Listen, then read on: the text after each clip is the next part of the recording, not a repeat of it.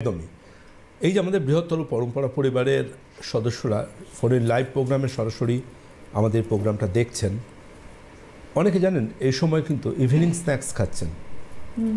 যদিও আমরা বলি রাত্রি 8টার মধ্যে ডিনারটা করুন, কিন্তু অনেকেই বিকেল 4টে সাড়ে 4টে স্ন্যাক্সটা না খেয়ে তারা কিন্তু এখন সন্ধ্যাবেলা একটু স্ন্যাক্স খাচ্ছেন। এবং স্ন্যাক্স মানে তারা সেই জিনিসটা খাচ্ছেন যে জিনিসটা কিন্তু মোটামুটিভাবে তাদের শরীরের বার্ধক্য দুরকম হয়। জানেন, বার্ধক্য নিয়ে আসছে, বার্ধক্য দুরকম হয়।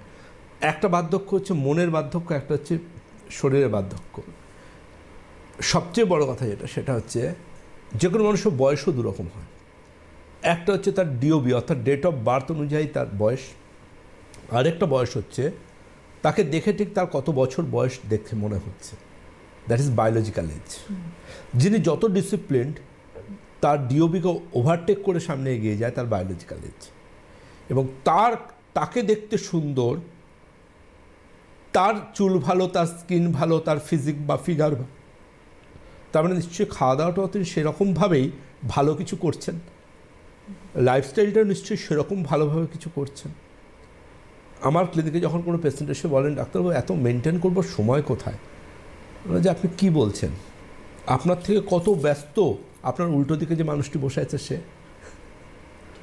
আমি যদি এত কিছুর মাঝেও সময় দিতে পারি আমার শরীরকে, আমার মনকে, তাহলে আপনি পারবেন না কেন? লক্ষ লক্ষ মানুষ, এত এত সেলিব্রিটি, আপনি ভাবছেন কি যারা সিনেমার হিরো বা হিরোইন তারা শুটিং করছেন না শুয়ে শুয়ে ঘুমোচ্ছেন? তারা কত সময় দেন জিমে, কত সময় দেন যোগাতে, কত কিছু মেনটেন করেন তাদের পার্সোনাল হেলথকে ধরে রাখার জন্য। মাথায় রাখতে হবে যে আপনি আলটিমেটলি এখন কি খাচ্ছেন। ধরুন সে আপনি সন্ধ্যাবেলা মনে হলো আপনি একটুখানি চাউ খাবেন বা 2 মিনিটে রান্না হয়ে যায় এমন কোনো কিছু খাবার খাবেন চটপট। তো এই যে চাউটা খাচ্ছেন বা 2 মিনিটে রান্না হয়ে যাচ্ছে এমন কোনো খাবার খাচ্ছেন, এই খাবারটা কিন্তু পুরোপুরি আপনার শুধু যে পেটের আপনার গাট হেলথের বার্ধক্য আনছে তা নয়, আপনার শরীর এবং মনের দু জায়গারই বার্ধক্য নিয়ে আসছে। বার্ধক্যকে আগলাবার জন্য শুধুমাত্র অ্যান্টি এজিং ক্রিম মাখলে হবে না, খাবারের মাধ্যমেও নিজের শরীরের গাটকে, গাট মানে আমাদের অন্ত্রকে, আমাদের ইন্টেস্টাইন, আমাদের লুমেনকে, তাদেরকেও ভালো রাখতে হবে। আর সেই ভালো রাখাটা ডিপেন্ড করবে আপনি কি খাবেন, কখন খাবেন তার উপর। লক্ষ্য করে দেখবেন আগেকার দিনে শতায়ু মানুষ ছিলেন, আজকালকার দিনে আর খুঁজে পাওয়া যায় না, খুঁজে পাওয়া যায় না। ধরুন কেউ একজন এখন বসে টিভিতে আমাদের ইন্টারভিউটা দেখছেন এবং তার সামনে রাখা আছে তার পছন্দ মতো কোনো একটা খাবার।